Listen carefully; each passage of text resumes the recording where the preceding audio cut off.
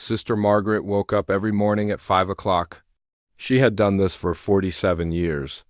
The bell in the tower of St. Catherine's Convent rang softly, and she always heard it. Her small room was simple. It had a bed, a chair, and a wooden cross on the wall.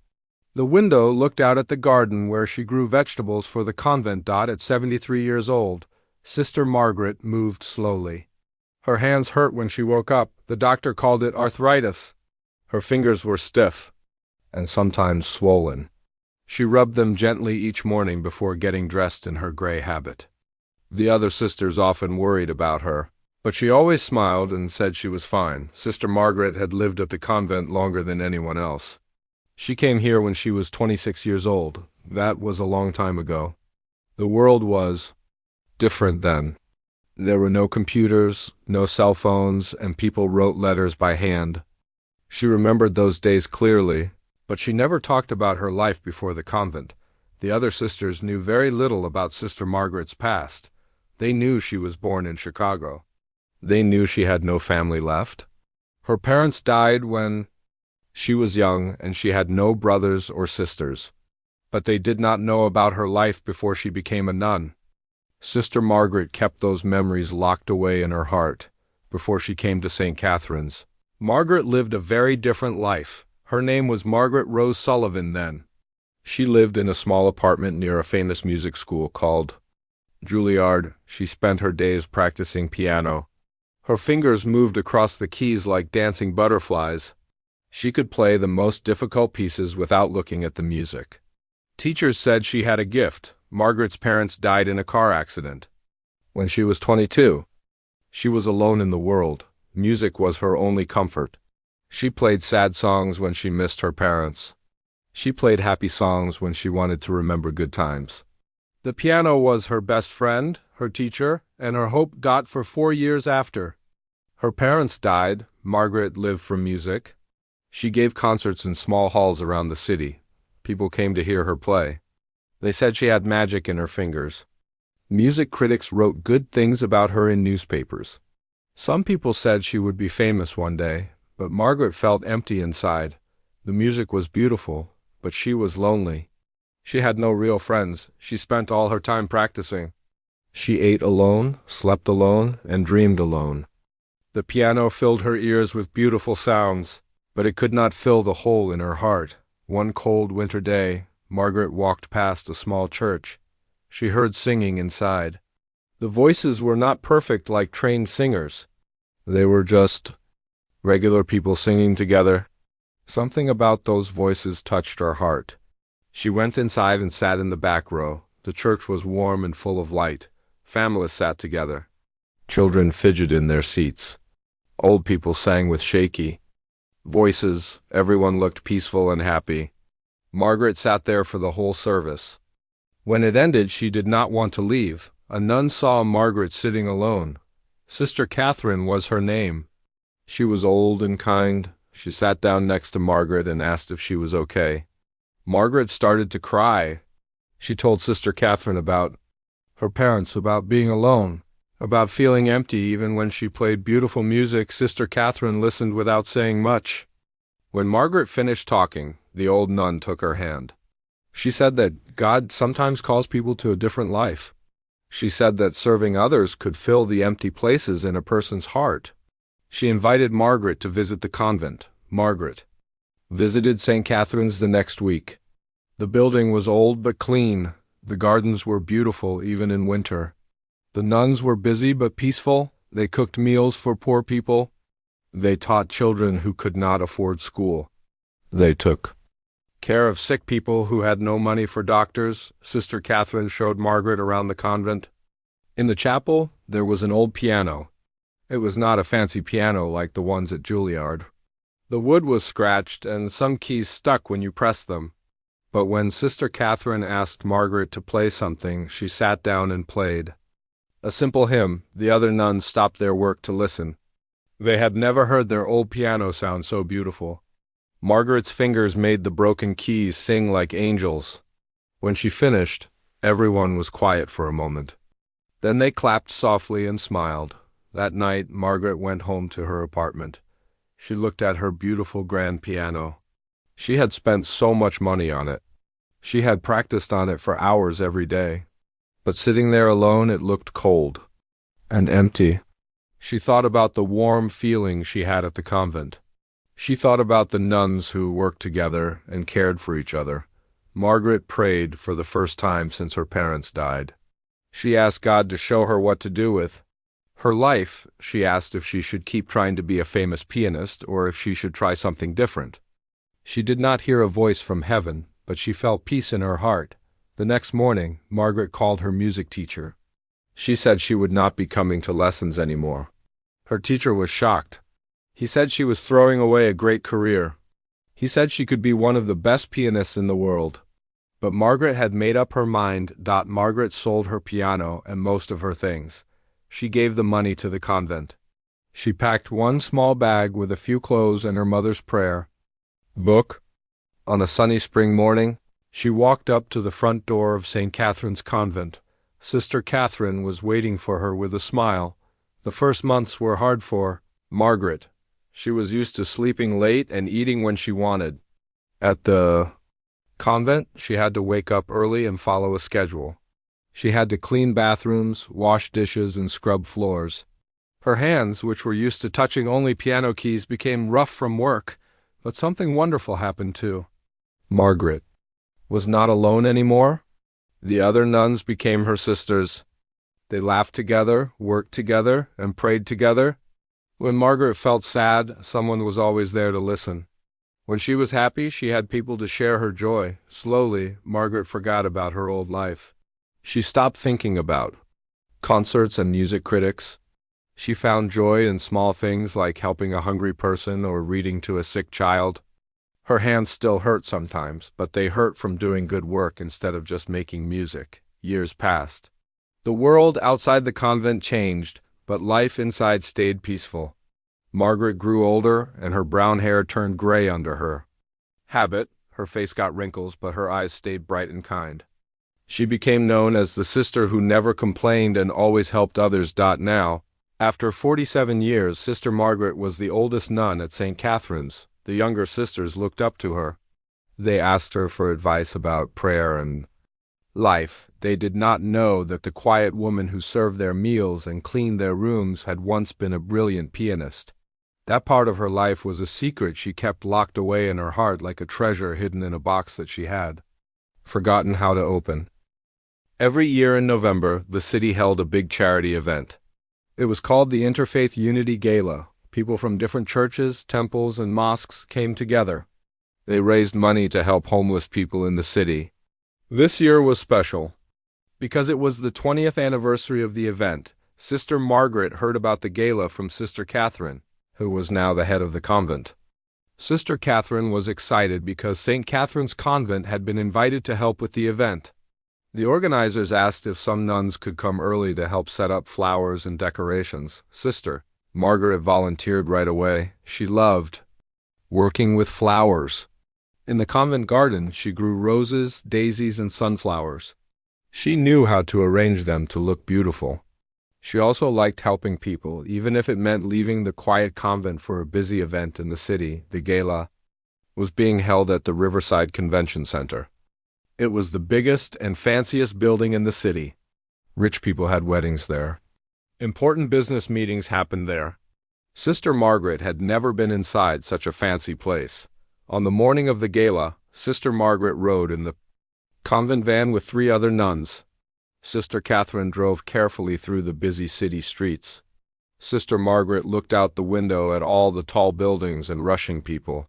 The city was so different from the peaceful convent. When they arrived at the convention center, Sister Margaret gasped. The building was huge and made of glass and steel. It sparkled in the morning sun. Men in suits and women in fancy dresses were walking in and out. Everyone looked important and busy. Inside, the main hall was even more amazing. The ceiling was very high with beautiful lights hanging down like stars. Round tables covered with white tablecloths filled the room. Each table had space for 10 people. Sister Margaret counted quickly and realized 300 people would come to dinner. The stage at the front of the room was decorated with flowers and gold curtains. In the center of the stage sat the most beautiful piano Sister Margaret had ever seen. It was black and shiny, much bigger than the old piano in the convent chapel. The word Steinway was written in gold letters on the side. Sister Margaret stared at the piano for a long moment. Her heart started beating faster. She remembered the feeling of sitting at a piano bench, her fingers ready to make music. She remembered the joy of playing beautiful songs. For just a moment she forgot where she was. "Sister Margaret, are you okay?" Sister Catherine touched her arm gently. Sister Margaret blinked and smiled. "Yes, I'm fine. I was just admiring the beautiful piano. It is lovely," Sister Catherine agreed. "I heard they hired a famous pianist from the music college to play tonight." Sister Margaret nodded and followed the other nuns to where they were supposed to work. But as they walked away, she looked back at the piano one more time. The event organizer was a woman named Mrs. Henderson. She was about 50 years old with perfect hair and an expensive dress. She carried a clipboard and talked very fast. She seemed stressed about making sure everything was perfect. Mrs. Henderson showed the nuns where the flowers were stored. There were hundreds of white roses, baby's breath, and green leaves. The nuns were supposed to make small arrangements for each table. They also needed to make bigger arrangements for the stage. Sister Margaret loved this work. Her rough hands were gentle with the delicate flowers. She made each arrangement a little different, but kept them all simple and elegant. The other nuns worked quietly beside her, and soon they had a good rhythm going. While they worked, other people were busy setting up for the evening. Workers tested microphones and adjusted lights. Waiters practiced serving food. The kitchen staff prepared a fancy dinner with chicken, vegetables, and chocolate cake for dessert. Sister Margaret could hear someone practicing piano on the stage. The music was classical and very difficult. The pianist played fast runs and complicated rhythms without any mistakes. Sister Margaret recognized some of the pieces. She had played them herself many years ago. During their lunch break, Sister Margaret walked closer to the stage. She wanted to see the pianist who played so well. His name was Marcus Chun, and he looked very young, maybe 25 years old. His black hair was perfectly styled, and he wore an expensive suit. Marcus played a piece by Chopin that Sister Margaret knew well. She remembered practicing it for months when she was his age. As she listened, her fingers moved slightly as if they were remembering how to play the notes. She did not realize she was doing this. Marcus finished the piece and noticed Sister Margaret standing nearby. He smiled and walked over to her. "Did you enjoy the music, sister?" he asked politely. "Yes, it was very beautiful," Sister Margaret replied. "You play Chopin wonderfully." Marcus looked surprised that an elderly nun knew about Chopin. "Thank you. Do you know much about classical music?" Sister Margaret hesitated for a moment. Little," she said quietly. "That's wonderful. Not many people appreciate classical music anymore." Marcus seemed genuinely happy to find someone interested in his music. "I'll be playing several pieces tonight. Some Chopin, some Bach, and a Mozart concerto." Sister Margaret nodded. "The audience will love it." Marcus looked at the old piano in the corner where Sister Margaret had been arranging flowers.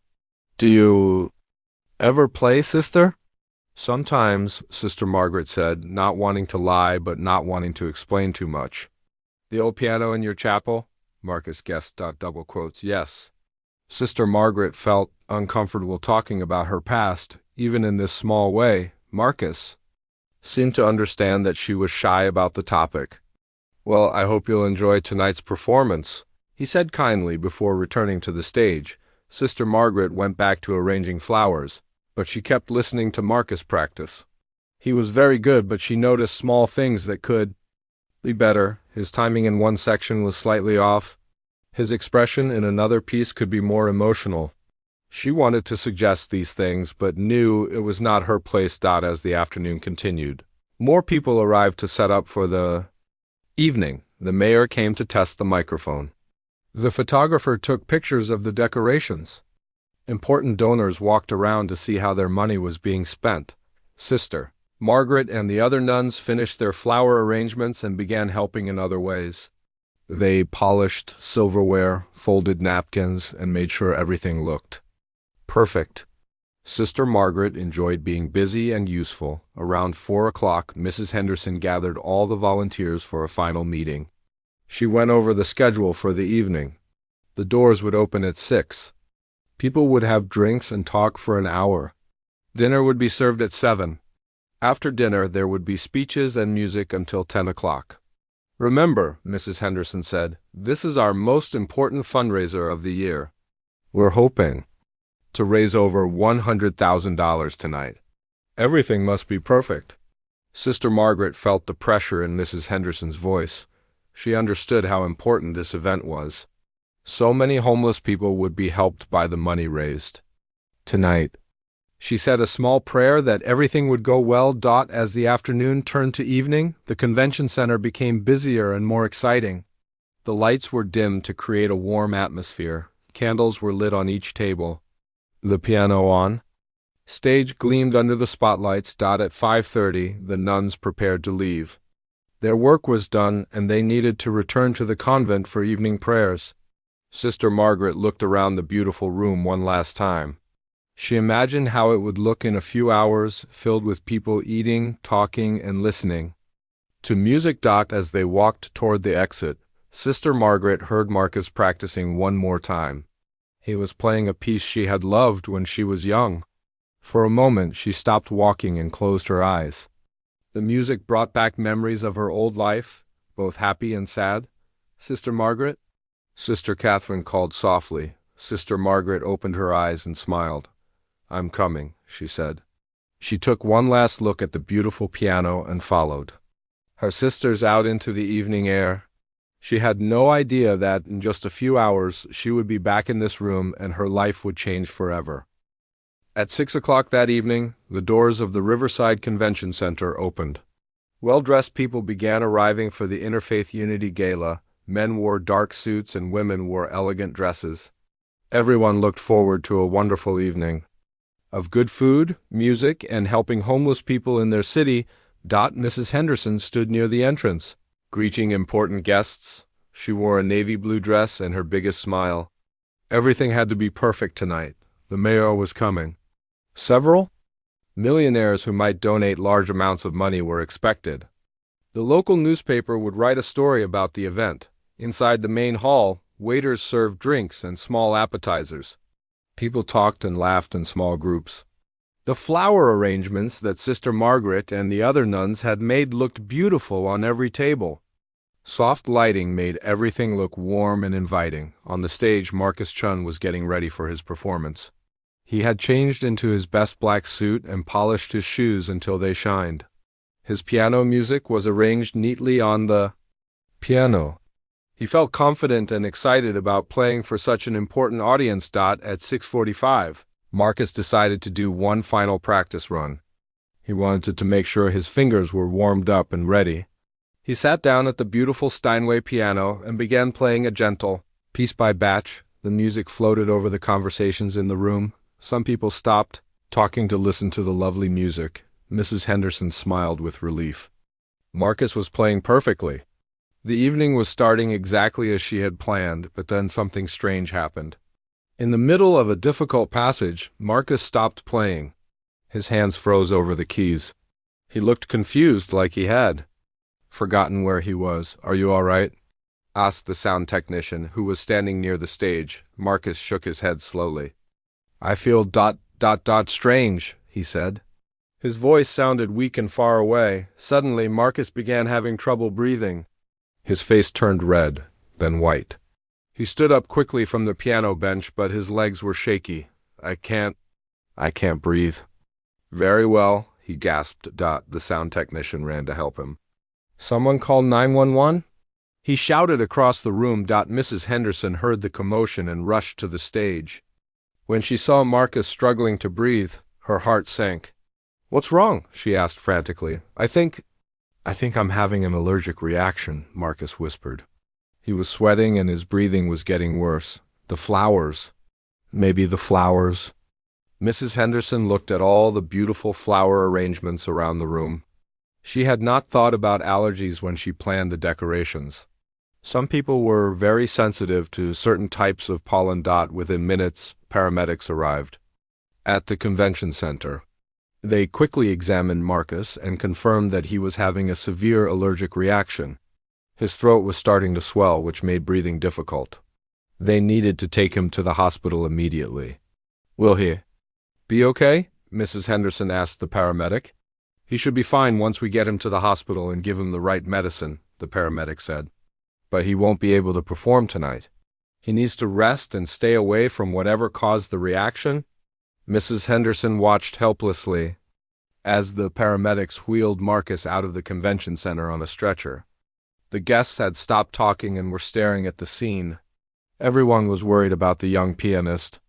"Ladies and gentlemen," Mrs. Henderson announced to the crowd, trying to keep her voice calm, "Mr. Chun has had a medical emergency, but he is getting good care. Please continue to enjoy your evening." But inside, Mrs. Henderson was panicking.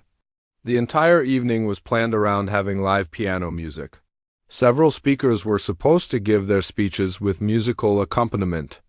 The final presentation about helping homeless people was designed to have emotional piano music playing in the background. Mrs. Henderson rushed to her office in the convention center and started making phone calls. She called every piano teacher she could find in the phone book. She called the music college where Marcus taught. She even called piano stores to see if they knew any professional pianists, but it was Saturday evening, and most musicians were either already performing somewhere else or could not be reached. The few people she did reach either lived too far away or were not skilled enough to play the difficult classical pieces that were planned for the evening. After an hour of desperate phone calls, Mrs. Henderson had to face the truth. She could not find a replacement pianist. The evening would have to continue without live music. She would have to use recorded music from a CD player, which would not sound nearly as good in the large hall. Mrs. Henderson returned to the main hall feeling defeated. Dinner was being served and people seemed to be enjoying themselves. But she knew that without the beautiful live piano music, the evening would not be as special as she had planned. She walked over to the sound technician. "We'll have to use recorded music for the rest of the evening," she said sadly. "I couldn't find anyone to replace Marcus." The sound technician nodded. "I have some classical music CDs we can use. It won't be the same, but it's better than nothing."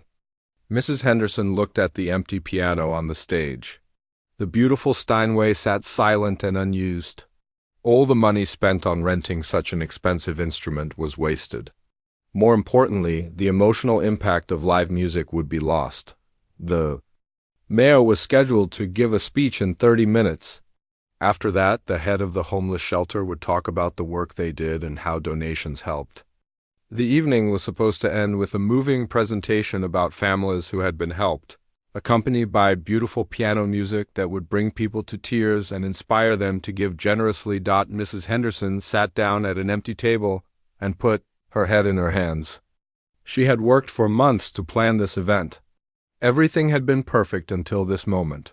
Now she feared that people would not be as moved by the presentations, and they would not donate as much money as expected. The hotel manager came over to check on her. "Is there anything we can do to help?" he asked kindly.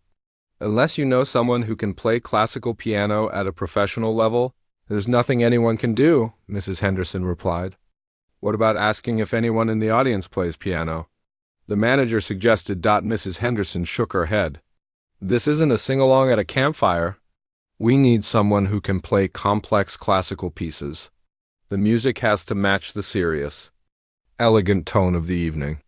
As Mrs. Henderson worried about the evening's success, she had no idea that earlier that day, an elderly nun had stood in this very room, looking at the piano with expert eyes.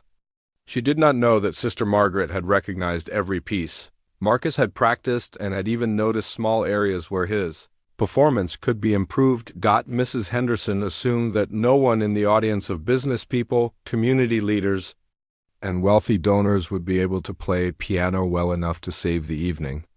She could not imagine that someone with world-class Musical skills might be quietly serving dinner in the kitchen of a simple convent across town. The clock on the wall showed 7:30. In 15 minutes, the mayor would begin his speech, and Mrs. Henderson would have to explain to 300 important guests why they would be listening to recorded music instead of live piano. She feared this would be remembered as the year the gala was a disappointment, but sometimes when things seem most hopeless, help comes from the most unexpected places. And sometimes the person who can solve a problem is closer than anyone realizes. Back at St. Catherine's Convent, Sister Margaret was cleaning up after dinner. She had prepared a simple meal of soup and bread for the 12 nuns who lived there. The kitchen was warm and peaceful, very different from the busy convention center. She had left earlier that day. As Sister Margaret washed dishes, she thought about the beautiful piano she had seen. She wondered how the gala was going. She hoped Marcus Chun was playing well and that the evening was successful. She said a small prayer for all the homeless people who would be helped by the money raised tonight. Sister Catherine came into the kitchen carrying the convent's old radio. "Sister Margaret, I thought you might like to hear this," she said. Turning up the volume. The local news was on, and the reporter was talking about the Interfaith Unity Gala. "We have breaking news from the Riverside Convention Center, where the annual charity gala has hit an unexpected problem. The featured pianist, Marcus Chun, was taken to the hospital earlier this evening with a severe allergic reaction." Sister Margaret stopped washing dishes and listened carefully. The reporter continued. "Event organizers are scrambling to find a replacement, but with 300 guests already seated for dinner, options are limited. The gala, which hopes to raise over $100,000 for homeless shelters, may have to proceed without the planned musical performances." Sister Margaret's heart sank. She thought about Mrs. Henderson, who had worked so hard to make everything perfect. She thought about all the important guests who had come expecting a beautiful evening. Most of all, she thought about the homeless people who needed help. "That's terrible," Sister Catherine said. "All that hard work, and now the evening might be ruined." Sister Margaret dried her hands slowly on a dish towel. "Sister Catherine," she said quietly, Do you think they would let me help?" Sister Catherine looked confused. "Help how, dear?" "I could play piano for them," Sister Margaret said, her voice barely above a whisper. Sister Catherine smiled kindly but looked doubtful. "That's very generous of you, Sister Margaret. But this is a big, fancy event. They probably need someone who can play very difficult music." Sister Margaret nodded, but something inside her felt restless. She kept thinking about the empty piano sitting on the stage. She imagined Mrs. Henderson's worried face. She thought about all the money that might not be raised because the evening would not be as moving without music. After finishing the dishes, Sister Margaret went to the chapel for evening prayers. But instead of feeling peaceful, she felt stirred up inside. She knelt in front of the altar and prayed for guidance. Should she stay at the convent where she belonged, or should she try to help? The chapel was quiet except for the soft breathing of the other nuns praying beside her. Sister Margaret looked at the old piano in the corner. Its keys were yellow with age and several were chipped, but it had been her companion for many years. During lonely nights she sometimes came here and played softly, so quietly that no one could hear. As Sister Margaret prayed, she remembered something her mother used to say: "God gives us talents not to hide them, but to use them to help others." Her mother had said this when Margaret was afraid to perform in her first recital as a child. Sister Margaret made a decision. She stood up quietly and walked to Sister Catherine's office. She knocked gently on the door. "Come in, Sister Catherine," called. "Sister Catherine, I need to tell you something," Sister Margaret said. Sitting down in the chair across from the desk, Sister Catherine could see that Sister Margaret was serious about something. "What is it, dear?" "Before I came to the convent, I was a pianist. Not just someone who played for fun. I was trained professionally. I studied at Juilliard School of Music." Sister Catherine's eyes widened. In 47 years, Sister Margaret had never mentioned this. "I gave concerts," Sister Margaret continued. I was quite good. I think I could help at the gala tonight if they would let me. Sister Catherine was quiet for a long moment. She was trying to understand why Sister Margaret had never told anyone about this important part of her past. "Why didn't you ever tell us?" Sister Catherine asked gently. "I wanted to leave that life behind," Sister Margaret explained. "I wanted to focus only on serving God and helping others. I was afraid that if people knew about my music background, they would treat me differently or expect me to perform." Sister Catherine nodded slowly. "But now you want to use your gift to help?" "I keep thinking about all those homeless people who need help," Sister Margaret said. "If I can do something to make sure the gala raises the money they need, shouldn't I try?" Sister Catherine thought carefully. She knew Sister Margaret was the most humble and selfless person in the convent. If she was willing to reveal her secret to help others, there must be a good reason. "Do you really think you could play well enough for such an important event?" Sister Catherine asked. "It's been many years since you performed professionally." Sister Margaret looked at her hands. They were wrinkled and sometimes painful from arthritis, but when she flexed her fingers, they still moved with surprising grace and strength. "I don't know," she said honestly, "but I have to try." Sister Catherine made a decision. "I'll drive you to the convention center," she said. "If they don't need your help, we'll come right back home. But if you can help save the evening, then that's what God wants you to do." 20 minutes later, Sister Margaret and Sister Catherine were driving through the city toward the convention center. Sister Margaret felt nervous and excited at the same time. She had not performed for anyone except God in 47 years. She wondered if her fingers would remember what to do. When they arrived at the convention center, they could see through the big windows that people were still eating dinner. The event was continuing, but Sister Margaret could tell something was wrong. People looked disappointed, and the energy in the room seemed flat.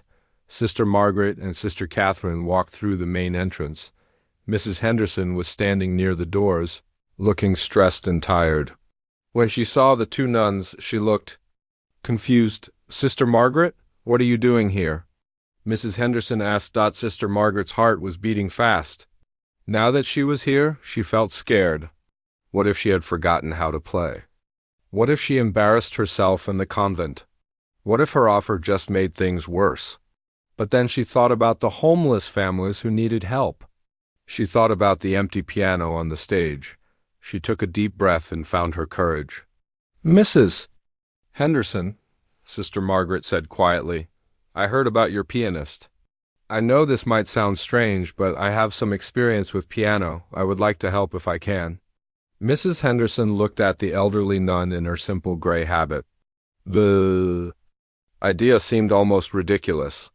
This was a sophisticated event with wealthy, educated guests. They needed professional quality music, not simple church hymns played by an old nun. But Mrs. Henderson was desperate. The mayor was about to give his speech, and after that, the presentation about the homeless shelter would need musical accompaniment. She had no other options. "What kind of experience do you have?" Mrs. Henderson asked, trying to be polite while managing her expectations. Sister Margaret hesitated. She still felt uncomfortable talking about her past. "I studied music when I was younger," she said simply. "I think I could play some basic pieces that would work for your event." Mrs. Henderson looked doubtful, but she was running out of time. "I appreciate your offer, sister," she said carefully, "but this is a very important event. We need someone who can play classical music at a high level." Sister Catherine spoke up. "Mrs. Henderson, Sister Margaret is being modest. She studied at Juilliard." Mrs. Henderson's expression changed completely. Juilliard was one of the most famous music schools in the world. Only the most talented musicians were accepted there. "You studied at Juilliard?" Mrs. Henderson asked in surprise. Sister Margaret nodded reluctantly. "A long time ago." Mrs. Henderson felt a spark of hope for the first time since Marcus had been taken to the hospital. Maybe, just maybe, this quiet nun could save the evening. Mrs. Henderson stared at Sister Margaret for a long moment. The idea of an elderly nun saving her elegant charity gala seemed impossible. But she was desperate, and Juilliard was a name that commanded respect in the music world. Sister Margaret, Mrs. Henderson said slowly, when did you study at Juilliard? I graduated in 1974, Sister Margaret replied quietly. I performed for a few years after that before I joined the convent. Mrs. Henderson did quick math in her head. That was over 50 years ago. Even if Sister Margaret had been an excellent pianist then, how much could she remember after so many years? And her hands looked so old and stiff, but the clock on the wall showed 8 o'clock. The mayor was scheduled to speak in 15 minutes. Followed by the homeless shelter presentation, Mrs. Henderson had to make a decision quickly. What pieces can you play? Mrs. Henderson asked. Sister Margaret thought for a moment. I remember most of the classical repertoire I learned. Bach, Mozart, Chopin, Beethoven, some hymns, of course. What did you have planned for tonight? Mrs. Henderson pulled out her clipboard and showed Sister Margaret the evening's program. Marcus was going to play background music during the mayor's speech, something gentle and inspiring. Then during the homeless shelter presentation, he was going to play Amazing Grace arranged as a classical piece. Finally, for the closing, he was going to play Chopin's Nocturne in E-flat, which is very moving and usually brings people to tears. Sister Margaret nodded slowly. She knew all of these pieces well. She had played them many times in her younger years, but that was so long ago. What if her memory failed her? What if her fingers were too stiff to play smoothly? I could try, Sister Margaret said hesitantly, but I haven't performed in public for almost 50 years. I don't want to disappoint your guests. Mrs. Henderson looked around the room. The guests were finishing their dinner, but the energy felt flat without live music. The recorded music playing softly in the background sounded cheap and artificial compared to what they had expected. Sister Margaret, Mrs. Henderson said, making her decision, I'm going to be honest with you. This evening is very important. We're trying to raise money to help homeless families survive the winter. If the presentations don't go well, people might not donate as much as we need. Sister Margaret understood the weight of the situation. What would you like me to do? Mrs. Henderson felt torn. Part of her wanted to grab this opportunity, but another part worried about the risk. What if Sister Margaret played poorly? What if she forgot the music halfway through? The guests included some of the city's most important people. A bad performance could be embarrassing for everyone. Could you play something simple now, just so I can hear what you sound like? Mrs. Henderson asked. Sister Margaret's heart started beating faster. She looked at the beautiful Steinway piano on the stage. It had been so many years since she had touched such a fine instrument. Yes, she said quietly. I can try. Mrs. Henderson led Sister Margaret and Sister Catherine toward the stage. A few guests noticed the two nuns walking through the room, but most people were still talking and finishing their dessert. When they reached the piano, Sister Margaret stood very still for a moment. The instrument was even more beautiful up close. The black surface was so polished she could see her reflection in it. The keys were bright white and perfectly clean. Take your time, Mrs. Henderson said. Though inside she was anxious about the schedule, Sister Margaret sat down on the piano bench. It felt strange after so many years of sitting on the simple wooden chair next to the old piano in the chapel. She adjusted the height of the bench and positioned her feet on the pedals. She placed her hands gently on the keys but did not press them yet. She closed her eyes and took a deep breath. She tried to remember the feeling of playing music, the joy it used to bring her. When Sister Margaret opened her eyes, she began to play Ave Maria by Schubert. It was a piece she had played many times in the chapel late at night when she needed comfort. Her fingers moved slowly at first, testing each note. The sound that came from the piano was clear and beautiful. Sister Margaret's touch was gentle, but confident. As she continued playing, her fingers seemed to remember what to do. The music flowed more smoothly with each measure. Mrs. Henderson listened with growing amazement. This was not the simple church playing she had expected. Sister Margaret's technique was sophisticated, her expression was deep and moving. The way she shaped each phrase showed years of professional training. A few guests near the stage stopped, talking to listen. The music was so beautiful that it naturally drew their attention. Sister Margaret played with a pure, honest emotion that was different from Marcus's more flashy style, but equally compelling. When Sister Margaret finished the piece, there was a moment of complete silence. Then a small group of guests who had been listening began to clap softly. Mrs. Henderson felt a wave of relief and excitement. "Sister Margaret, that was wonderful," she said. "You really could save our evening." But Mrs. Henderson still felt nervous about the risk. The guests who had listened to Ave Maria were impressed, but they had heard only one simple piece. The music planned for the evening was more complex and demanding. "I have an idea," Mrs. Henderson said. "What if you start with something easy? Maybe just background music during the mayor's speech. Something very simple that won't draw too much attention. If that goes well, maybe you could play for the homeless shelter presentation too." Sister Margaret understood that Mrs. Henderson was being cautious. She did not feel offended. She knew it was reasonable to be uncertain about an untested performer. "That sounds wise," Sister Margaret agreed. "I would rather start small and see how it goes." Mrs. Henderson felt better about this plan. If Sister Margaret played simple background music and it went poorly, she could stop the performance and switch to recorded music. The mayor's speech was not the most critical part of the evening. "The mayor will begin speaking in 10 minutes, Mrs. Henderson said. "Can you be ready by then?" Sister Margaret nodded. "What would you like me to play during his speech? Something gentle and inspiring, maybe a hymn arranged classically? Nothing too complex or attention-grabbing. The music should support his words, not compete with them." Sister Margaret thought for a moment. "I could play a medley of simple melodies. Amazing Grace, How Great Thou Art. Maybe some Bach. I'll keep it very soft and in the background." "Perfect," Mrs. Henderson said, though she still felt anxious. "Remember, if you feel uncertain about anything, just stop playing. We can always switch to recorded music." As Mrs. Henderson walked away to introduce the mayor, Sister Catherine sat down in a chair near the stage. "Are you nervous?" she asked. Sister Margaret, "Very nervous," Sister Margaret admitted. "I keep thinking about all the things that could go wrong." "But you sounded beautiful just now," Sister Catherine said encouragingly. Sister Margaret looked out at the room full of well-dressed people. They all looked so sophisticated and important. She felt very small in her simple gray habit. "I've spent so many years trying to forget about my old life," Sister Margaret said. "Now I'm about to step back into it, even if just for one evening."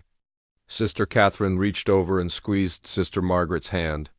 "Maybe God has been preparing you for this moment all along. Maybe all those years of quiet service were building up to tonight, when you could use your gift to help people who really need it." Sister Margaret smiled at her friend's words. She positioned her hands over the keys again and waited for Mrs. Henderson to introduce the mayor. In a few moments she would begin playing in public for the first time in 47 years. She said a silent prayer, asking God to guide her fingers and help her remember the music. She thought about all the homeless families who would benefit if the evening was successful. She took a deep breath and prepared to step out of her quiet hidden life and into the spotlight once again. Mrs. Henderson walked to the microphone at the front of the room.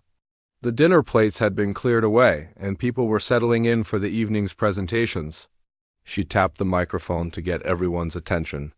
"Ladies and gentlemen," Mrs. Henderson began, "thank you all for joining us tonight for the 20th Annual Interfaith Unity Gala.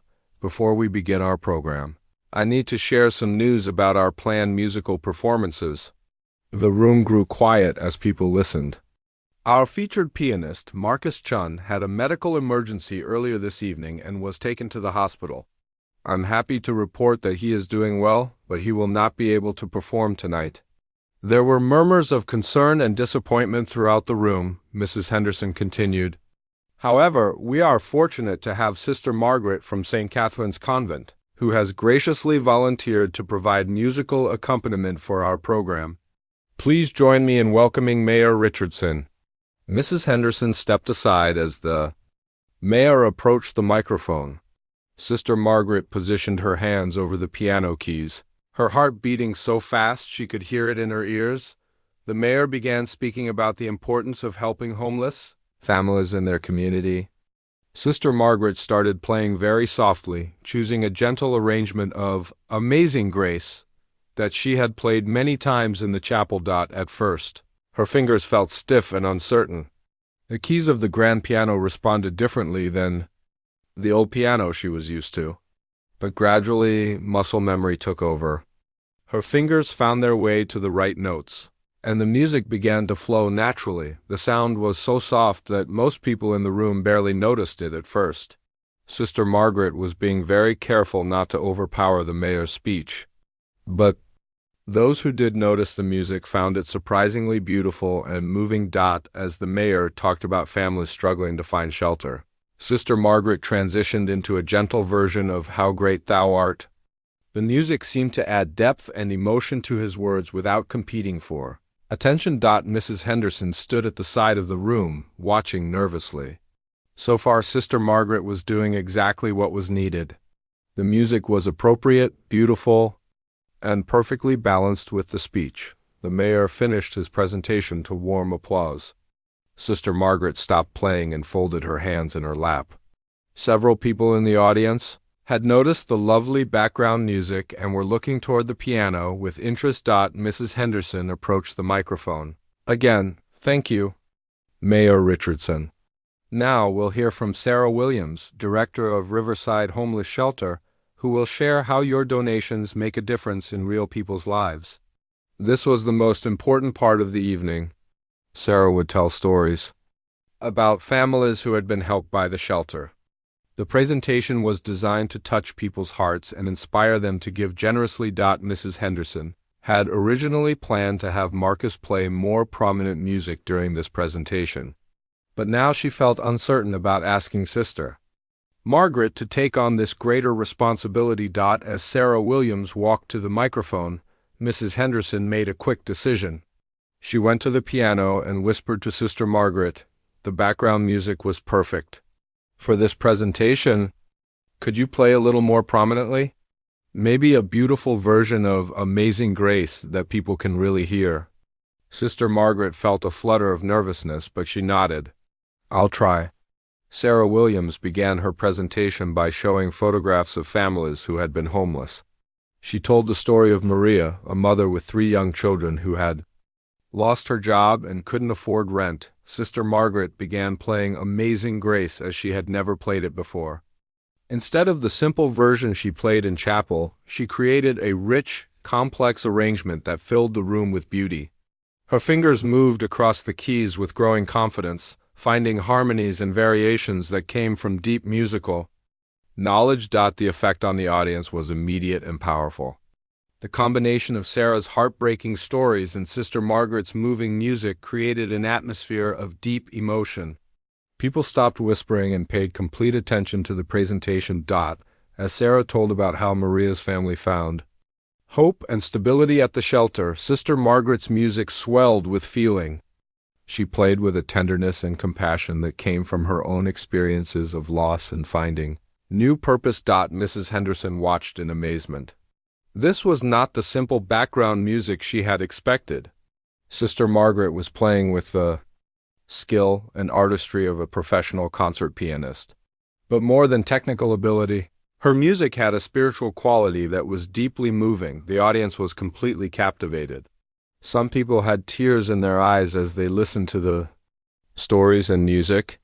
The combination was more powerful than Mrs. Henderson had ever imagined possible. When Sarah finished her presentation, the room was completely silent for a moment. Then people began applauding, not just for Sarah's words, but for the incredible music that had accompanied them. Sister Margaret stopped playing and looked down at her hands in surprise. She had not planned to play so elaborately. The music had seemed to flow out of her naturally, as if it had been waiting inside her for 47 years. Mrs. Henderson came to the microphone again, her voice full of excitement. Ladies and gentlemen, I think you'll agree that Sister Margaret's musical gift has added something very special to our evening. The audience applauded again, this time clearly for Sister Margaret. She looked up from the piano, startled by the attention. She had spent so many years trying to stay in the background, And now everyone was looking at her. Mrs. Henderson continued. We have one final presentation about the shelter's new family housing program. Sister Margaret, would you be willing to play one more piece for us? Sister Margaret hesitated. The attention was making her uncomfortable, but she could see the impact her music was having. The audience looked moved and inspired. This was exactly what Mrs. Henderson had hoped for. What would you like me to play? Sister Margaret asked quietly. Mrs. Henderson remembered the original plan. Marcus was going to play Chopin's Nocturne in E-flat. It's a very difficult piece, but it's incredibly beautiful and moving. Do you know it? Sister Margaret's eyes widened. That Nocturne was one of the most challenging and emotional pieces in the classical repertoire. She had learned it as a young woman and had performed it in several important concerts. But it required technical precision and deep artistic interpretation. I know the piece, Sister Margaret said slowly, but it's very demanding. I haven't played it in many years. Mrs. Henderson could see the uncertainty in Sister Margaret's eyes, but she had also seen the incredible skill Sister Margaret had just displayed. Would you be willing to try? Sister Margaret looked out at the audience of 300 people. They all seemed to be waiting expectantly. She thought about the homeless families who needed help. She thought about the money that could be raised tonight to provide warm shelter for people who had nowhere else to go. I'll try, Sister Margaret said quietly. Mrs. Henderson introduced the final presenter, who began talking about the shelters, plans to build permanent housing for families. As he spoke, Sister Margaret prepared herself for the most challenging performance of her life. She placed her hands on the keys and closed her eyes. She tried to remember not just the notes of Chopin's Nocturne, but the emotion and meaning behind them. This was music about longing, about beauty in the midst of sadness, about hope that endures through difficult times. Sister Margaret began to play. From the first notes, everyone in the room could tell that something extraordinary was happening. This was not simple church music or gentle background accompaniment. This was the playing of a master musician, someone with decades of training and natural talent. Sister Margaret's fingers moved across the keys with breathtaking precision and grace. Every note was perfect. Every phrase was shaped with artistic sensitivity. But more than technical perfection, her playing had a depth of emotion that came from a life fully lived. As the beautiful melody soared and wept and sang, people in the audience began to understand that they were witnessing something rare and special. This elderly nun in her simple gray habit was revealing herself to be one of the finest pianists many of them had ever heard. The room was completely silent except for the magnificent music filling every corner. Sister Margaret played as if she were pouring out her entire soul through her fingertips. All the years of quiet service, all the hidden musical passion, all the love she felt for humanity, everything came together in this one perfect performance. When the last note faded away, the room remained silent for several heartbeats. Then, as if awakening from a beautiful dream, the entire audience rose to their feet in thunderous applause. The applause seemed to go on forever. 300 people stood clapping, many with tears streaming down their faces. Sister Margaret sat at the piano, overwhelmed by the response. She had forgotten what it felt like to move people so deeply. With music, Mrs. Henderson hurried to the microphone, her own eyes wet with tears. Ladies and gentlemen, she said, her voice shaking with emotion, I think we have all just witnessed something truly miraculous. The applause continued, growing even louder. People were not just clapping politely, they were celebrating something extraordinary they had just experienced. Some guests were wiping their eyes with napkins. Others were shaking their heads in amazement. Sister Margaret remained seated at the piano, not sure what to do. She had spent 47 years avoiding attention, staying in the background, serving quietly. Now hundreds of people were giving her a standing ovation, and she felt completely lost. Mrs. Henderson tried to quiet the audience so she could continue the program, but people did not want to stop applauding. Finally, she spoke over the applause. Sister Margaret, would you be willing to share a few words with us about your musical background? Sister Margaret shook her head quickly. The thought of speaking to such a large audience terrified her more than playing piano. She was used to talking quietly to small groups of nuns, not addressing rooms full of important strangers, but the audience continued clapping and calling out encouragement. "Speech!" Someone shouted. "Tell us about yourself," called another voice, Sister. Catherine, who had been sitting near the stage watching with pride and amazement, stood up and walked to Sister Margaret. She whispered something in her ear, and Sister Margaret nodded reluctantly, very slowly. Sister Margaret stood up and walked to the microphone. The applause gradually died down as people sensed she was going to speak. "Thank you, Sister Margaret," said quietly, her voice barely audible even with the microphone. "This is very overwhelming for me. Louder!" Someone called out gently. Sister Margaret cleared her throat and spoke a little louder. "I'm not used to performing anymore. I haven't played for an audience in almost 50 years. A murmur of amazement went through the crowd. If she hadn't performed in 50 years, how was she able to play with such incredible skill? "I studied piano when I was young," Sister Margaret continued, still speaking softly. "And I gave that life up when I joined the convent. Music was part of my past, not my present. Why did you stop?" Someone called out. Sister Margaret paused, thinking about how to answer. "I was searching for something deeper than music could give me. I found that in serving God and helping other people." The room was completely quiet now. Everyone was hanging on her words. "But tonight," Sister Margaret said, her voice growing slightly stronger, "I realized that maybe God has been saving my musical gifts for moments like this, when I can use them to help people who really need it." The audience began applauding again, but Sister Margaret held up her hand gently to ask for quiet. "I want everyone to remember that the real purpose of tonight is not my music," she said. "It's the homeless families who need our help. They are the ones who matter." This brought another wave of applause, even more enthusiastic than before. People were not just moved by her musical ability, but by her humility and compassion. Dr. James Mitchell, the director of the city's symphony orchestra, stood up from his table near the front. He was one of the most respected musical authorities in the city. "Sister Margaret," he said loudly enough for everyone to hear, "in 40 years of professional music, I have rarely heard playing of that caliber. Your interpretation of the Chopin Nocturne was absolutely masterful." This comment caused excited whispering throughout the room. If Dr. Mitchell was impressed, then Sister Margaret's playing really was something special. A wealthy businessman named Robert Sterling, who was known for his large donations to the arts, also stood up. "Sister Margaret, have you ever made recordings? I would love to sponsor a professional recording session." Sister Margaret looked confused and a little frightened by all the attention. "I don't understand," she said. "I just played a few songs." "Mrs. Henderson returned to the microphone. "Ladies and gentlemen, I think Sister Margaret doesn't fully realize what an extraordinary gift she has shared with us tonight." She turned to Sister Margaret. "Sister, what you did was not just playing a few songs. You performed some of the most difficult classical pieces with world-class skill. Most professional pianists would struggle to play Chopin's Nocturne as beautifully as you just did." Sister Margaret shook her head modestly. "I'm sure I made many mistakes. I'm very out of practice." Dr. Mitchell spoke up again.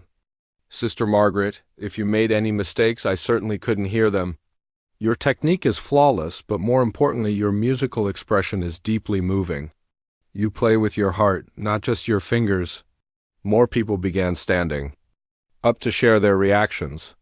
A music teacher from the local college said she had never heard such beautiful phrasing. A professional pianist who was in the audience said Sister Margaret's performance had brought him to tears. Sister Margaret was becoming more and more overwhelmed by all the praise. She was not used to being the center of attention, and she did not know how to respond to such lavish compliments. "Please," she said into the microphone, "you're all being too kind. I just wanted to help with the evening." But the audience would not let her minimize what she had done. Someone called out, "Sister Margaret, where did you study at Juilliard? Who were your teachers?" Another person asked, What pieces did you specialize in when you were performing professionally? A journalist who was covering the event for the newspaper stood up. Sister Margaret, this is an incredible human interest story. Would you be willing to do an interview? Sister Margaret looked panicked by all the questions and attention. She turned to Mrs. Henderson with pleading eyes. Mrs. Henderson understood that Sister Margaret was feeling overwhelmed. Ladies and gentlemen, she announced, I think we should give Sister Margaret a moment to collect herself. But before we continue with our program, I want to say something about what we've just witnessed. The room quieted down again. When I was frantically calling around earlier tonight, trying to find a replacement pianist, I never imagined that the solution would come from such an unexpected source, Mrs. Henderson said. Sister Margaret reminds us that extraordinary gifts can be found in the most unlikely places. She paused and looked directly at Sister Margaret. Sister, your willingness to step forward and help, despite your preference for privacy, shows the same selfless spirit that has driven your life of service. You didn't perform tonight for glory or recognition. You performed to help homeless families have a better life. This brought the longest and loudest applause of the evening. People were not just celebrating Sister Margaret's musical ability, but her character and generosity. As the applause finally began to die down, Mrs. Henderson realized she had to address the practical impact of the evening. Now, thanks to Sister Margaret's incredible performance, I believe we're all feeling very inspired to be generous in our donations tonight. She was right. The combination of the moving presentations about homeless families and Sister Margaret's beautiful music had created exactly the emotional atmosphere Mrs. Henderson had hoped for. People were reaching for their checkbooks and donation cards with enthusiasm, but Sister Margaret was not thinking about the money being raised. She was thinking about how strange and wonderful it felt to make music again after so many years. Despite feeling overwhelmed by the attention, she could not deny the joy she had felt while playing. It was as if a part of herself that had been sleeping for decades had suddenly awakened. As she sat back down at the piano bench, not sure what would happen next, Sister Margaret realized that this evening had changed her life forever. She could not go back to pretending that music was just part of her past. Whether she liked it or not, she was a musician again. The rest of the evening passed like a wonderful dream. After Sister Margaret's performance, the donation portion of the gala was the most successful in the event's 20-year history. People were so moved by the combination of the homeless shelter presentations and the beautiful music that they gave far more generously than anyone had expected. Mrs. Henderson announced the donation totals at the end of the evening. Over $300,000 had been raised, 3 times more than their original goal. The audience cheered, knowing they had made a real difference in the lives of homeless families, but Sister Margaret barely heard the announcement. She sat quietly at the piano, still processing what had happened to her. For 47 years, she had successfully buried her musical past. Tonight, in the space of 3 songs, her entire world had changed. As the guests began to leave, many of them stopped by the piano to speak with Sister Margaret personally. Dr. Mitchell from the symphony orchestra was the first to approach. Sister Margaret, he said warmly, I meant what I said earlier. Your playing tonight was truly exceptional. I would love to discuss some opportunities with you. Sister Margaret looked confused. What kind of opportunities? Well, our symphony orchestra performs several concerts each year that feature piano soloists. We would be honored to have you perform with us. Sister Margaret's eyes widened. Oh no, I couldn't possibly. I'm just a nun. I live a quiet life at the convent. Dr. Mitchell smiled gently. Sister, musical gifts like yours are rare. It would be a shame to keep them hidden. Before Sister Margaret could respond, Robert Sterling, the wealthy businessman, joined the conversation. Dr. Mitchell is absolutely right, he said. Sister Margaret, I would like to sponsor whatever musical activities you might be interested in. Recording sessions, concerts, music education programs, whatever you think would be meaningful. Sister Margaret felt overwhelmed by these generous offers. I don't know what to say, she said honestly. This is all so unexpected. More people continued to approach. A representative from a major recording company said they would love to discuss making an album. A music journalist wanted to write a story about her for a national magazine. A television producer thought her story would make a wonderful documentary. Sister Margaret listened politely to all these offers, but inside she felt confused and scared. She had spent nearly 5 decades avoiding exactly this kind of attention. An opportunity, Sister Catherine appeared at her side and gently intervened. "I think Sister Margaret has had enough excitement for one evening," she said kindly but firmly. "Perhaps you could contact our convent if you want to discuss anything further?" As Sister Catherine led Sister Margaret away from the crowd, Mrs. Henderson hurried over to thank them one more time. "Sister Margaret, I cannot express how grateful I am," Mrs. Henderson said, tears in her eyes. "You saved our evening, but more importantly, you helped us raise enough money to house dozens of homeless families this winter. You are a true angel." Sister Margaret hugged Mrs. Henderson gently. "I'm just glad I could help," she said simply. On the drive back to the convent, Sister Margaret and Sister Catherine rode in comfortable silence for several minutes. Finally, Sister Catherine spoke. "How do you feel about what happened tonight?" she asked. Sister Margaret thought carefully before answering. "Confused," she said honestly. "Happy, but also frightened. I had forgotten how much joy music could bring both to me and to other people. But I'm also worried about what this means for my life at the convent." "What worries you most?" Sister Catherine asked. "I chose the convent because I wanted to serve God quietly, without attention or praise," Sister Margaret explained. "Tonight I received more attention than I've had in my entire religious life. I'm not sure that's what God wants for me." Sister Catherine was quiet for a moment. "Sister Margaret, did you feel God's presence when you were playing tonight?" Sister Margaret considered this question. "Yes," she said slowly. "I felt like God was working through my hands. The music felt like a prayer." "Then maybe God is showing you a new way to serve," Sister Catherine suggested. "Maybe your music can be a form of ministry." When they arrived back at St. Catherine's Convent, Sister Margaret went directly to the chapel. She needed time alone to pray and think about everything that had happened. She knelt in front of the altar and looked at the old piano in the corner. It seemed different to her now, not just a piece of furniture, but an instrument of possibility. She walked over to it and played a few soft notes. Even on the old, imperfect piano, the music sounded beautiful to her ears.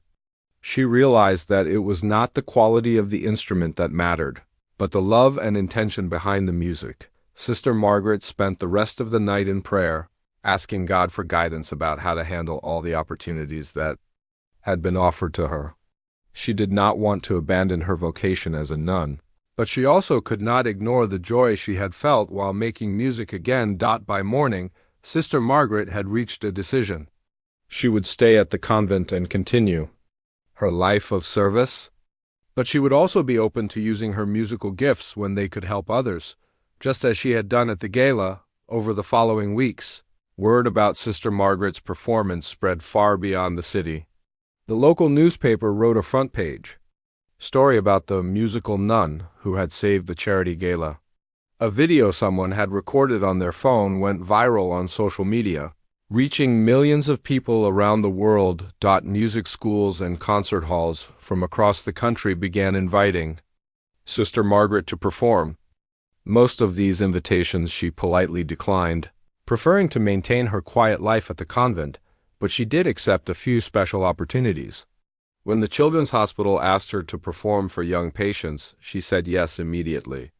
When a nursing home requested a concert for elderly residents, she was happy to help. When the local music college invited her to give a master class to young pianists, she agreed because she wanted to encourage the next generation of musicians. Sister Margaret also began playing more regularly at the convent. Every Sunday evening, she gave a small concert in the chapel for the other nuns and any visitors who wanted to attend. These intimate performances became treasured events that brought peace and joy to everyone who heard them. Dr. Mitchell and Robert Sterling continued to stay in touch with Sister Margaret. Together, they established a scholarship fund for music students who could not afford lessons. Sister Margaret helped choose the recipients and occasionally played at fundraising events for the program. 6 months after the gala, Mrs. Henderson visited Sister Margaret at the convent. She brought wonderful news. The money raised that night had enabled the homeless shelter to open a new family housing facility. 20 families now had permanent homes because of the successful fundraiser. Sister Margaret, Mrs. Henderson said, those families have warm beds and safe homes tonight because you were brave enough to step forward and share your gift. You've made a difference in so many lives, Sister Margaret smiled peacefully. I've learned that God gives us talents not to hide them, but to use them to help others, she said. I spent so many years thinking I had to choose between music and serving God. Now I realize they can be the same thing. As Mrs. Henderson prepared to leave, she had one more question. Sister Margaret, do you ever regret giving up your professional music career all those years ago? Sister Margaret thought about this carefully. No, she said finally.